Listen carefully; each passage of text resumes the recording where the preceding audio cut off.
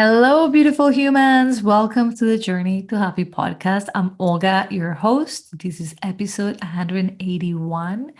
And today we are going to talk about what steps can you do when you fall off the plan?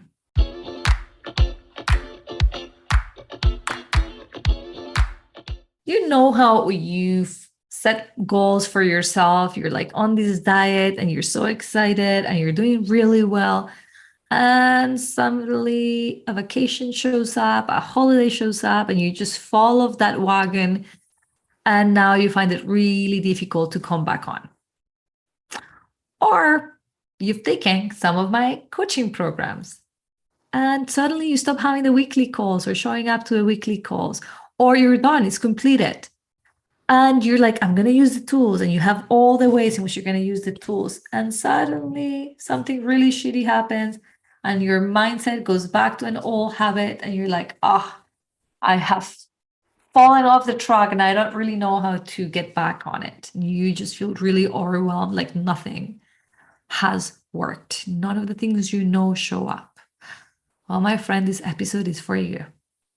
I'm actually recording this episode for all of you, but I'm really thinking of my clients who are learning to implement and integrate the tools that I teach, and they fall off the wagon, what they call falling off the wagon. Like what do I hear them say? I was on track and then I was off track. Or when they say I was doing really well and then shit happened and it's like I didn't know any of the tools ever. So I'm not going to teach you tools, my tools. You have to be in my coaching programs for that. But I'm going to walk you through 6 steps that will help you come back on trajectory of whatever it is that you were going. So this is really helpful for anybody who is working towards a goal and tends to get really discouraged and maybe sometimes even quits when you realize that you have fallen off the plan. Okay. The reason you, by the way, if this is you, the reason you get discouraged and quit the moment you had a moment of humanity.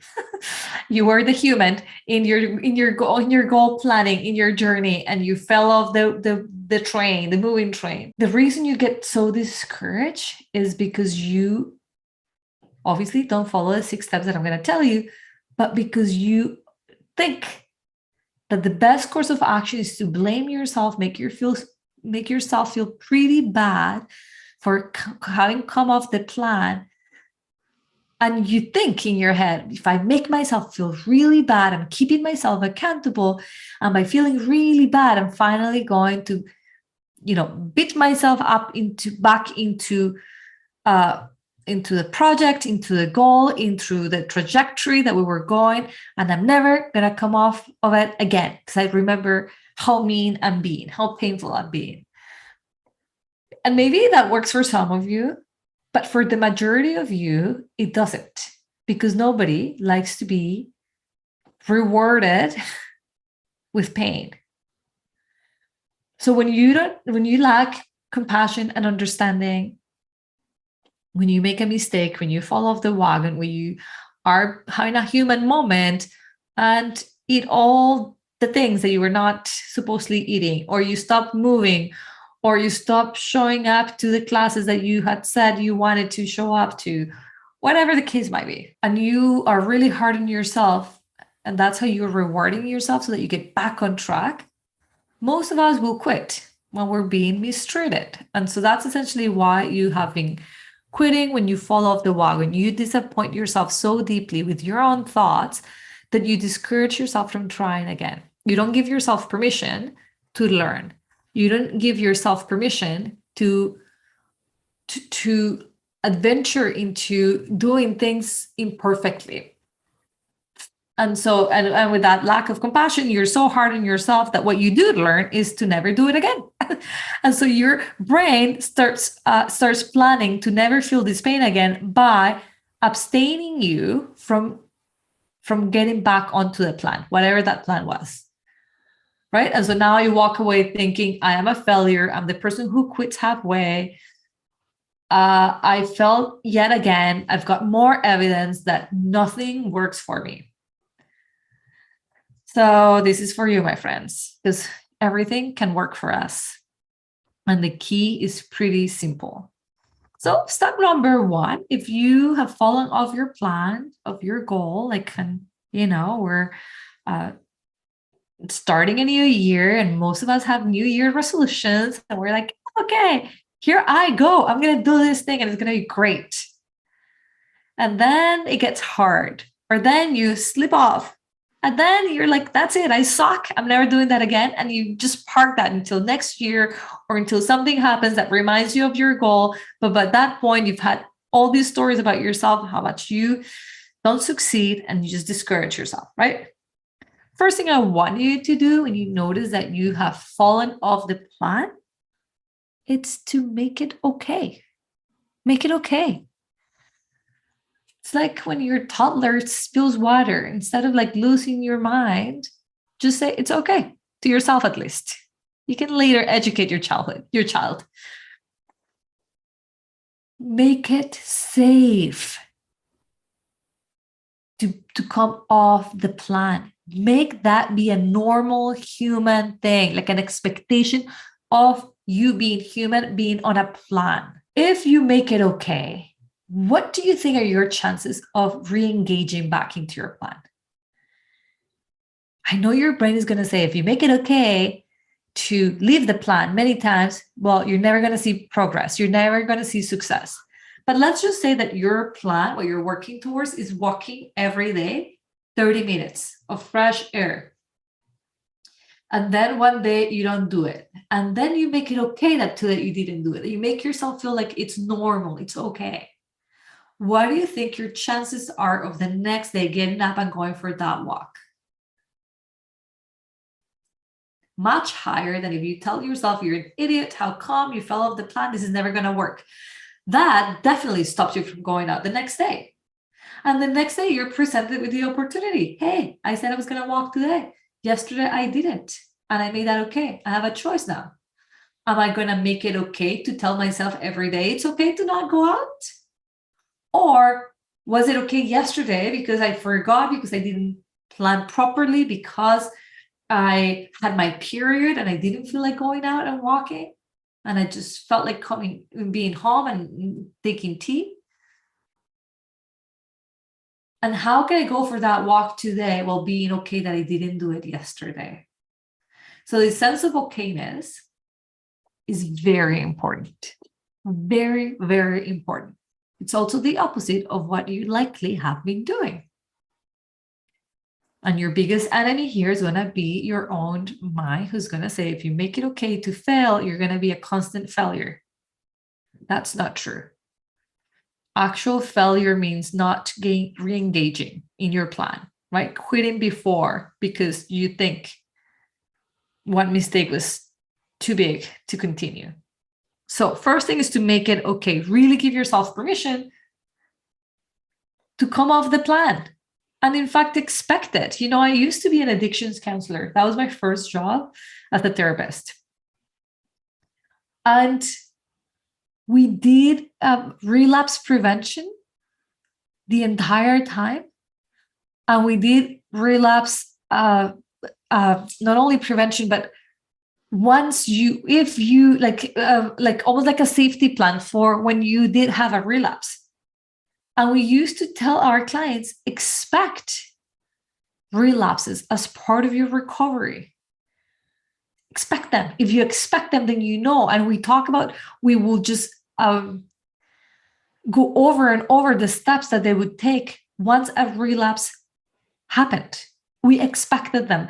So I want you to think of yourself as like, okay, any plan I have, any of them, and I can think of all the ones I've succeeded at. I came off the plan several times, but I made it okay to have come off the plan. And so I was able to re-engage in the plan. And that is your saving grace. Everything that I've ever accomplished that I am incredibly proud, that was really hard to do, it wasn't a straight line. I never made mistakes and I made it. I came off the plan several times. And one of the point that I'm going to get to is the ability to recommit to your goal. Okay. But for now, step number 1 is to make it okay. So write that down. It's okay to come off the plan. If I can make it okay, I'm more likely to re-engage. Then I want you to become really curious and create a theory of why you think you fell off the plan. What was happening before you came off the plan? What were your thoughts? What did you plan? What didn't you plan? Really have a good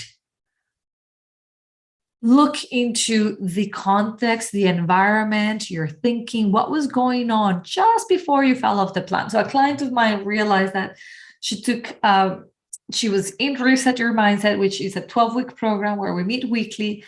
And she took a vacation trip throughout those 12 weeks. And so she wasn't in the call that week and she didn't watch the videos that week and she was just not engaged. She was on vacation mode.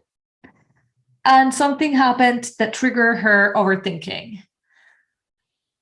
And rather than taking a break and following the steps of the Reset Your Mindset formula, she went back into her old habits of feeling really overwhelmed and telling herself, I don't know what to do. I don't know what to do. I can't even think of the tools. I've wasted my time. How many weeks have I been coaching on this? And at the moment arises and I don't even know what to do. And when she came back and she rejoined us, she was so disappointed on herself. She's like, it's like, what good is it for me to be here if the moment I'm not here, I can't remember anything? I don't know what to do. I promise you that if she had said, it's okay that I can't think of a tool right now, I probably know it. I just don't know which one to use. I'm just feeling really overwhelmed by my emotions right now. I just came off the plan. That's totally okay. If she had made it okay, that level of certainty of okayness in her body would have allowed her brain to retrieve new information that she's learning. If she had had that moment of saying it's okay, right? So in her, what do you think happened? One of her theories was, I think I was really hard on myself. So step number 2 is to really write down your theory as to what caused you to fall off the plan.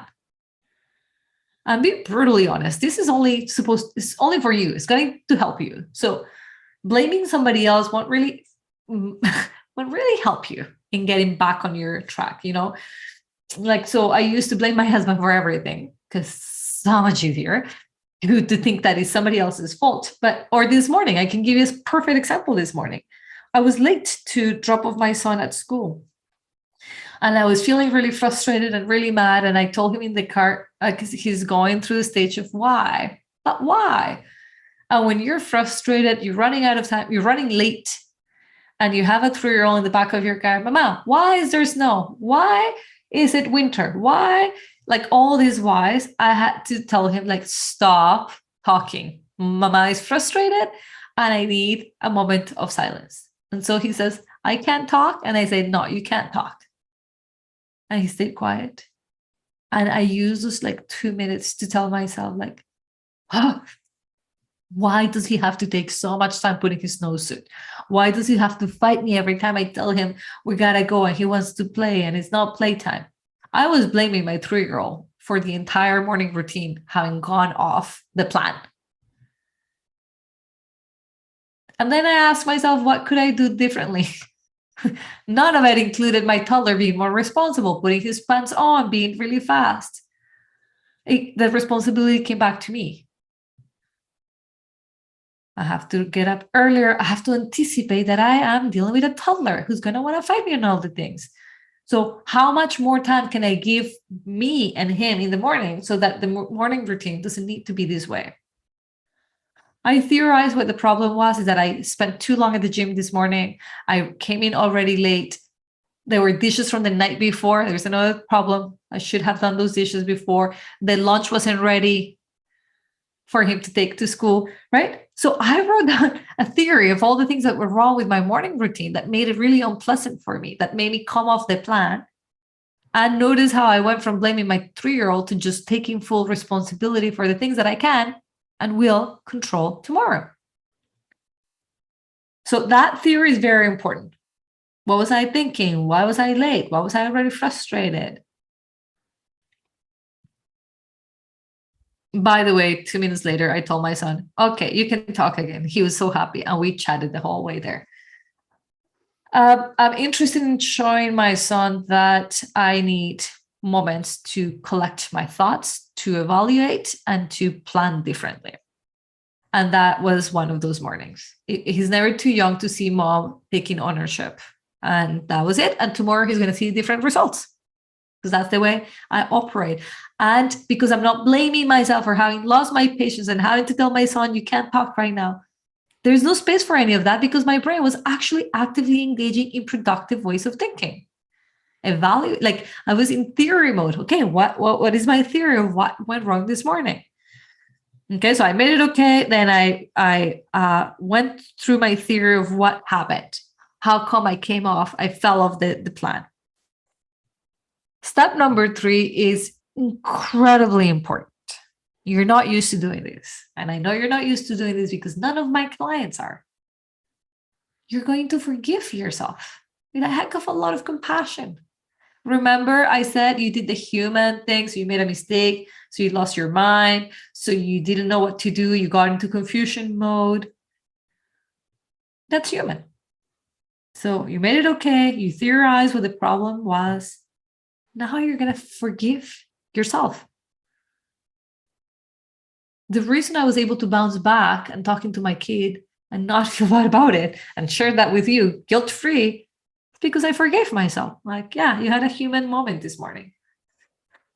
It was rushed. It was all the things that I noticed, and I was feeling all the feelings that I was feeling.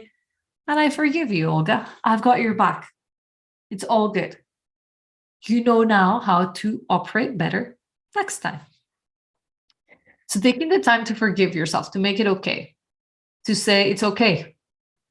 You know, when I don't know, you step on somebody, or when you do something worse, when you share, oh, this happened to me. I shared with somebody else my friend's news, thinking it was public knowledge, and it wasn't. And my friend whose news I shared was very upset. And I felt so bad. I was not saying what the problem was. I didn't make it okay. I went full on guilt mode. And then my friend said, you know what? It's okay. I was going to tell anyways. Just my friend saying it was okay, that she forgave me. It felt like she alleviated so much of the stress in my heart, because I needed somebody to say, I forgive you. It's okay. I know you know this feeling, right? When somebody makes it okay for you to have hurt them, or like when they forgive you. So it's so important to not minimize that you forgiving yourself is essential. So forgive yourself. Step number 4, I was alluding to it, and it makes step number 1 very, very important. And that is recommit to your plan, recommit to your goal. You guys, we're all talking about how to grow commitment. We're always looking for motivation. We're always looking for, but how do I stay on track? We're looking at it the wrong way, guys. We all start motivated towards our goal. The problem is that we do very little thinking about how to recommit. Achieving a goal it's in your ability to recommit on that goal. Every time it got hard, every time you made a mistake, every time you fell off the plan. When you fall off the plan is an opportunity to ask yourself, do I still want this goal? Yes. Okay, I'm back on it. That's a recommitment. You are far more likely to recommit to your goal if you make it okay to come off the plan, if you have a great theory of what the problem was, if you forgive yourself with a lot of compassion, because you're human, you're far more likely to recommit. So I always want you to think of a goal when you're setting a goal for yourself, like, okay, this goal is going to happen so long I am willing to recommit to it until it happens, until I'm there, until this new way of thinking is second nature to me. Step number 5 is to create some leverage. What do I mean by leverage? It's a lot easier to get to a place when you have a little leverage, when you have a little help, when something is carrying the weight a little bit lighter. And in this particular case, I have found it very helpful for my clients to come back on their plan, their goal, their trajectory, when they use support as leverage. So normally we use our support system to make us feel better about ourselves when we follow the plan, or to hold space for us while we vent. And they might even vent with us. So if I tell my friend, oh, I started going to the gym, I was really good, and then I went on vacation and I stopped. It all went to hell. And my friend might say, oh my God, me too. I can never go on vacation and stop. I either have to be really strict or not at all, because it's just never going to happen. I am the same way. Well, that's not very productive. That wouldn't be using supports for leverage. So what I want you to do when you do set this goal that you have, maybe you set it up now. Maybe you set yourself a New Year's resolution to not complain.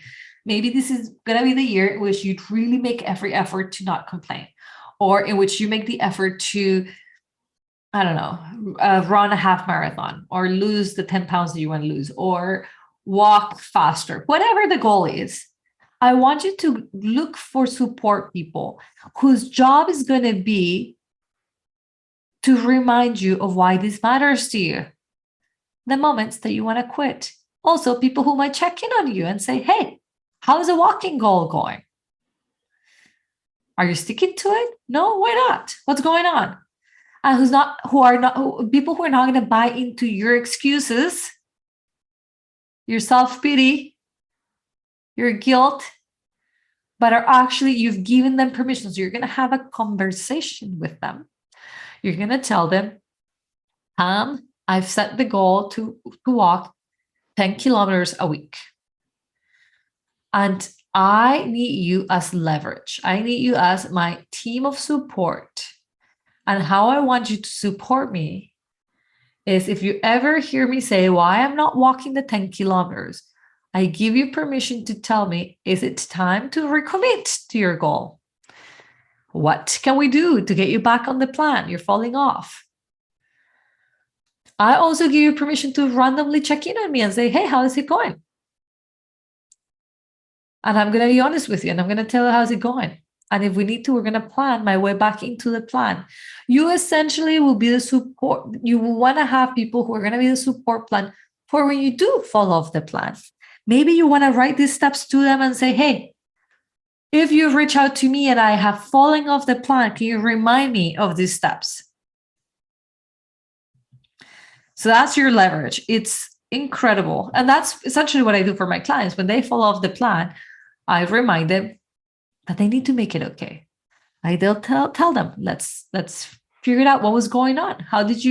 Was there a thought that brought you to falling off the plan and staying there? Did you have the expectation you were never going to fall off the plan? And if so, how is that playing out now? We go through the steps. The last point, I love this point, by the way. I have a whole module inside Being the CEO of Your Own Life about it. And it's called evaluation.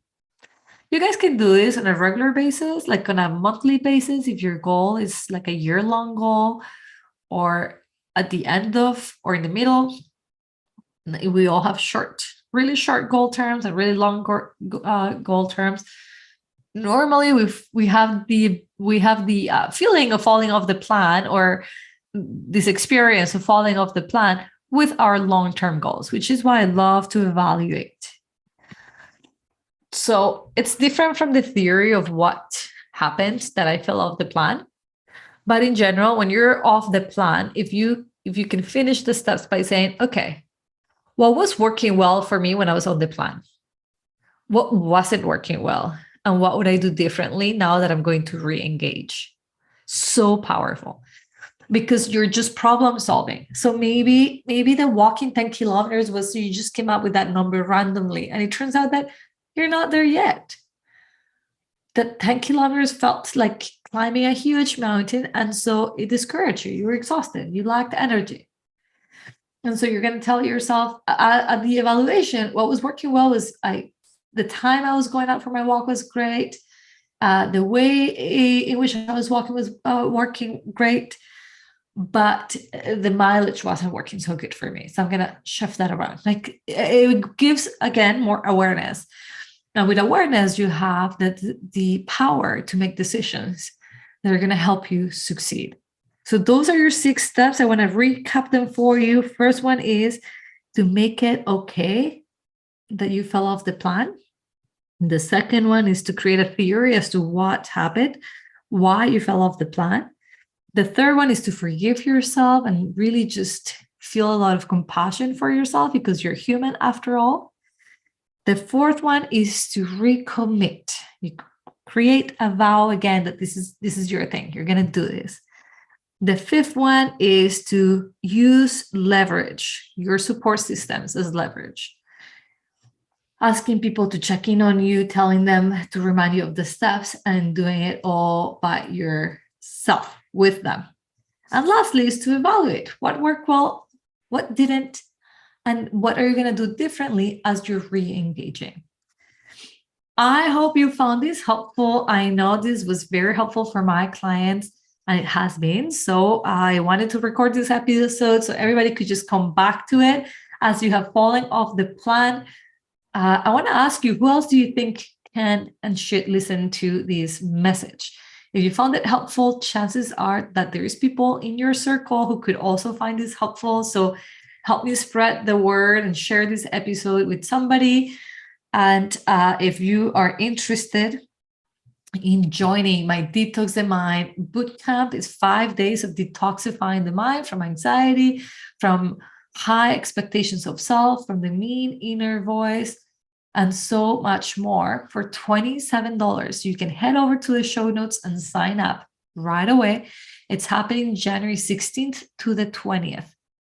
5 consecutive days, 5 lunch hours. Is at noon Eastern time.